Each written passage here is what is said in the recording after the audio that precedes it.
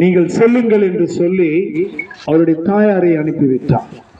ஆனால் அவர் தாயாருக்கு புரிந்து விட்டது, இயேசு கிறிஸ்து இங்கு இருப்பாரானால் குறைகள் எல்லாம் நிறைவாகும் என்று அவருக்கு தெரிந்ததினாலே உடனே அங்க இருக்கிற வேலையாட்களுக்கு ஒரு கட்டளை இடுகிறார்.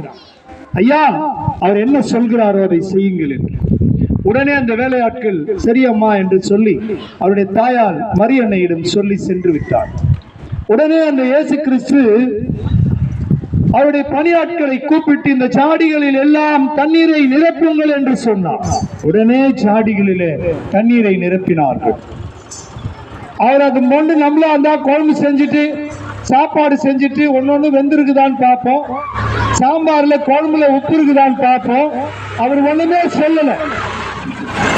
அவர் என்ன பண்ணார்னா, அதை மொன்று விசாரிப்புக்காரரிடத்திலே கொண்டு செல்லுங்கள் என்றார். உடனே பணியாளர்கள் வந்து அந்த ஜாடியிலே நிரப்பப்பட்ட வெறும் தண்ணீரை மொண்டு பரிமாறினார்கள் என்று வேதம் சொல்லுகிறது. பிரியமானவர்களே, நீங்க நினைச்சு பார்க்கலாம், என்னடா இவன் குருடா விடுறான்ட்டு. உண்மையா நடந்தது. கலிலேயாவிலே கானா ஊரிலே யோவானுக்கு எழுதின நற்செய்தி நூலிலே 2ஆம் அதிகாரத்துல நீங்க முழுமையா படிச்சு பார்த்தீங்கன்னா யாரெல்லாம் அழைக்கப்பட்டார்கள், என்ன நடந்தது என்று சொல்லி. பிரியமான தேவனுடைய பிள்ளைகளே, அன்றைய தினம் அந்த விருந்து வீட்டார் சொல்றாங்க, கல்யாணத்துல நம்ம போனோம்னா 100 பேருக்கு 1000 பேருக்கு சொல்லுவோம்.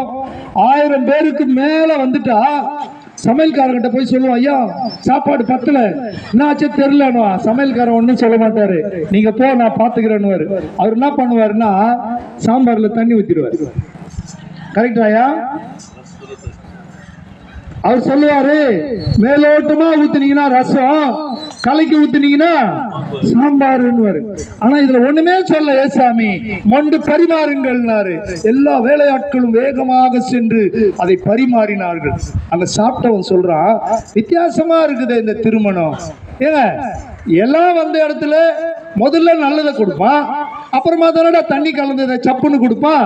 நீ என்ன முதல்ல நல்லா உள்ளதை கொடுத்துட்டு ரெண்டாவது ரொம்ப சுவையுள்ளதாய் கொடுத்திருக்கிறியே அப்படின்னு சொன்னாங்க. அப்போ அவங்க சொன்னாங்க, இது நான் செஞ்சது கிடையாது, எங்க கூட இந்த திருமணத்துக்கு அழைக்கப்பட்டேன் இயேசு கிறிஸ்து வெறும் தண்ணீரை, நிறமில்லாத தண்ணீரை நிறமுள்ள திராட்சை ரசமாய் மாற்றினார். பிரியமானவர்களே, உங்கள் இல்லங்களில் கூட, உங்கள் உள்ளங்களில் கூட இந்த இயேசு வருவாரானால், உங்கள் இல்லம் குறைபட்டு இருக்குமானால், உங்கள் எல்லா கலசங்களிலும் நிறைவான ஆசீர்வாதங்கள் வேண்டும் என்று சொன்னால், நாங்கள் அழைத்து வந்திருக்கிற அந்த இயேசு கிறிஸ்துவை நீங்களும் உங்கள் சொந்த இரட்சகராய் ஏற்றுக்கொண்டு பாருங்கள்.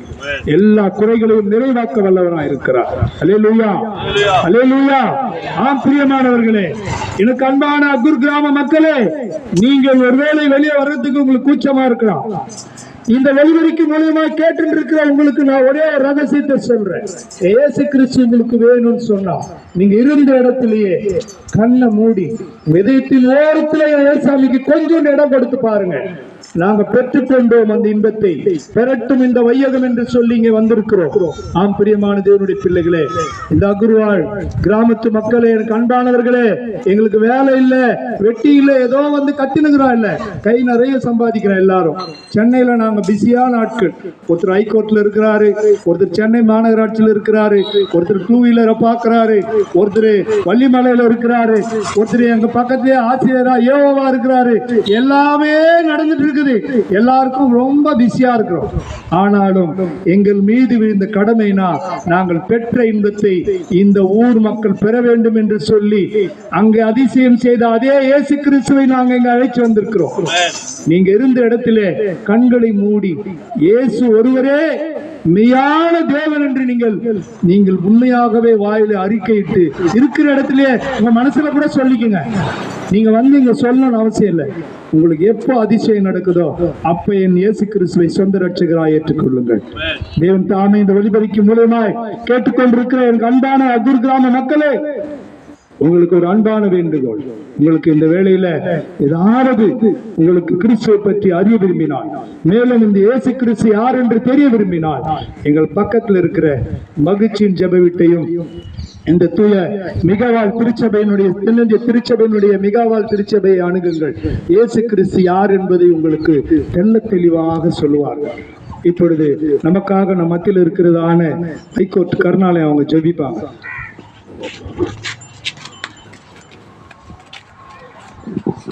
ஜெபம் செய்வோம். துதிகள் மத்தியில் வாசம் செய்கிற தேவனே, இந்த மாலை வேலைக்காக துதிக்கிறோம் ஆண்டவரே. இது உண்மை குறித்து நாங்கள் அறிவிக்க கர்த்தாவே இந்த கிராமத்துக்கு அழைத்து வந்தீரே, அதுக்காக நன்றி ஆண்டவரே. இந்த கிராமத்தில் உள்ள ஒவ்வொரு நீர் ஆசீர்வதிக்க வேண்டுமா ஜெபிக்கிறோம்.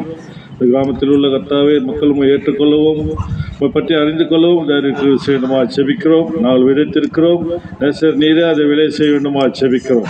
அநேக ஆத்மாக்களை எங்கள் தாரம் கர்த்தாவே உங்களை ஏற்றுக்கொள்ளவும் உங்களுடைய சமூகத்தில் வந்து சேர தைரியத்தில் செய்யணுமா ஜெபிக்கிறோம்.